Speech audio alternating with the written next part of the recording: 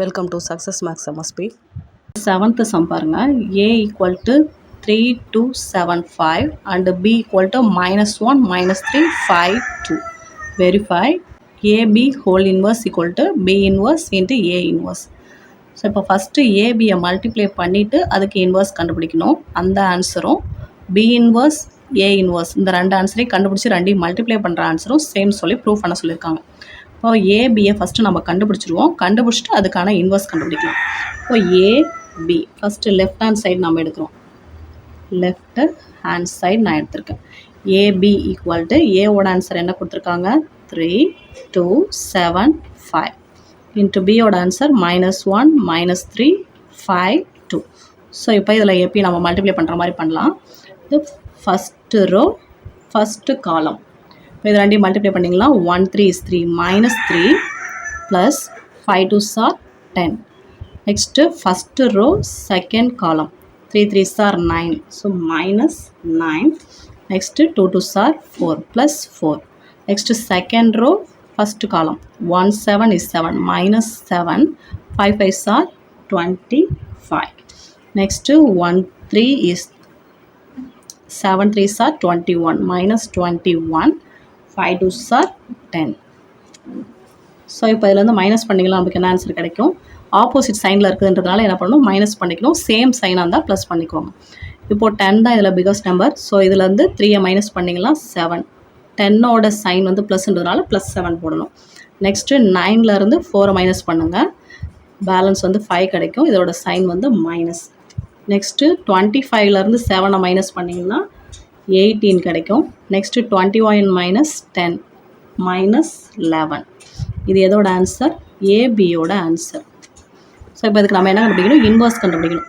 AB whole inverse. So நம்ம already formula பார்த்துருக்கோம். இப்போ ஏ இன்வர்ஸ் அப்படின்னாக்கா 1 determinant A into adjoint of ஏன்னு பார்த்துருக்கோம். ஸோ இப்போ இந்த ஏவுக்கு பதிலாக ஏபி மாடுலஸ் ஏபி ஃபஸ்ட்டு கண்டுபிடிக்கணும். ஏபி ஹோல் இன்வர்ஸ்னாக்கா 1 determinant AB into adjoint of AB. அப்போனா இங்கே டிட்டர்மினன்ட் ஃபஸ்ட்டு கண்டுபிடிக்கலாம். டிட்டர்மினன்ட் ஏபி ஏபி அப்படின்னாக்கா என்ன பண்ணுவீங்க இது ரெண்டையும் மல்டிப்ளை பண்ணுவோம். 7 11s are -77 மைனஸ் ஆல்ரெடி ஃபார்முலாவில் ஒரு மைனஸ் வரும். அது இல்லாமல் இங்கே ஒரு மைனஸ் இருக்குது. 18 5s are 90 கிடைக்கும். So minus into minus plus 90. So 90லேருந்து 77 மைனஸ் பண்ணிங்கன்னா என்ன வரும் 13 கிடைக்கும் answer. So next adjoint of AB. Adjoint of AB ஏபிக்கு என்ன பண்ணுவோம் இது ரெண்டையும் என்ன பண்ணுவோம் பிளேஸ் சேஞ்ச் பண்ணுவோம். ஸோ -11 இந்த இடத்துல 7 கிடைக்கும். நெக்ஸ்ட் இது ரெண்டையும் என்ன பண்ணணும் சைன் சேஞ்ச் பண்ணணும்.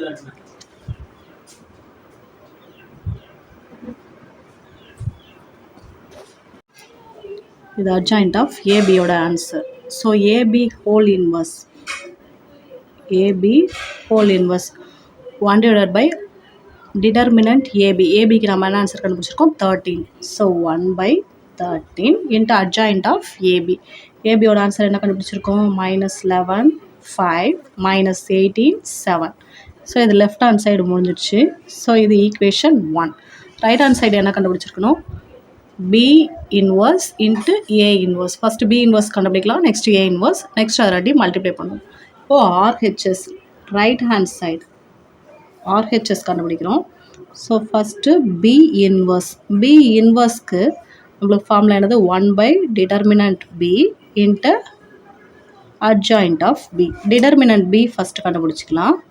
டிட்டர்மினன்ட் பி அப்படின்னும்போது இந்த பியோட ஆன்சர் என்னது 1 2 is 2 -2 5 3s are 15 -15 வரும். ஸோ அதனுடைய நெகட்டிவில் நம்ம போடுவோம் இல்லையா ஆல்ரெடி ஒரு மைனஸ் இருக்குது. ஃபார்முலாவில் ஒரு மைனஸ் வரும் +15 -2 +15 கிடைக்கும்.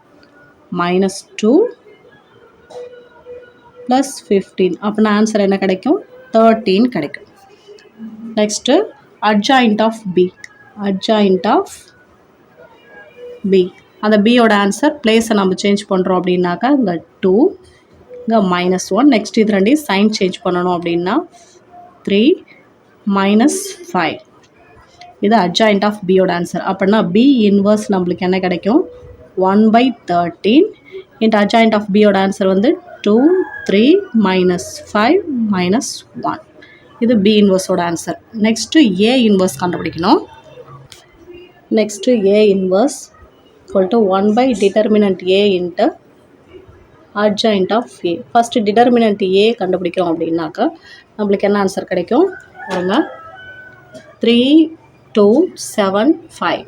ஸோ 5 3s are 15 minus 14 கிடைக்கும். 15 minus 14. 15 minus 14 கேன்சல் பண்ணோன்னா என்ன கிடைக்கும்? 1 கிடைக்கும். So next adjoint of A. Adjoint of A அப்படின்னாக்கா இந்த ரெண்டு நம்பரையும் என்ன பண்ணுவோம்? பிளேஸ் சேஞ்ச் பண்ணுவோம். அங்கே 5 இங்கே 3 கிடைக்கும். நெக்ஸ்ட்டு -2 இங்கே -7. இது அட்ஜாயிண்ட் ஆஃப் ஏவோட ஆன்சர். ஸோ இப்போ 1 பை டிட்டர்மினன்ட் ஏவுக்கு என்ன கண்டுபிடிச்சிருக்கோம்? 1. அட்ஜாயிண்ட் ஆஃப் ஏவோட ஆன்சர் 5 -2 -7 3. இது ஏ இன்வர்ஸோட ஆன்சர். இப்போ என்ன பண்ணணும்? ஏ இன்வர்ஸ் பி இன்வர்ஸையும் ஏ இன்வர்ஸையும் மல்டிப்ளை பண்ணணும். B inverse into A inverse. B இன்வர்ஸோட ஆன்சர் என்ன கண்டுபிடிச்சிருக்கோம்? 1 பை 13 இன்ட்டு 2 3 -5 -1 இன்ட்டு ஏ இன்வர்ஸோட ஆன்சர் 1 பை 1. அந்த 1 நீங்கள் மல்டிப்ளை பண்ணிங்கனாலும் சேம் அதே ஆன்சர் தான் கிடைக்கும். 5 -2 -7 3. இப்போ இது ரெண்டையும் மல்டிப்ளை பண்ணணும். 1 பை 13. இப்போ அந்த ஃபஸ்ட்டு ரோவையும் ஃபஸ்ட்டு காலத்தையும் மல்டிப்ளை பண்ணலாம் பாருங்கள். 5 2s are 10, 7 3s are 21 -21. Next first row second column 2 2s are -4 + 9. Next 5 5s are -25.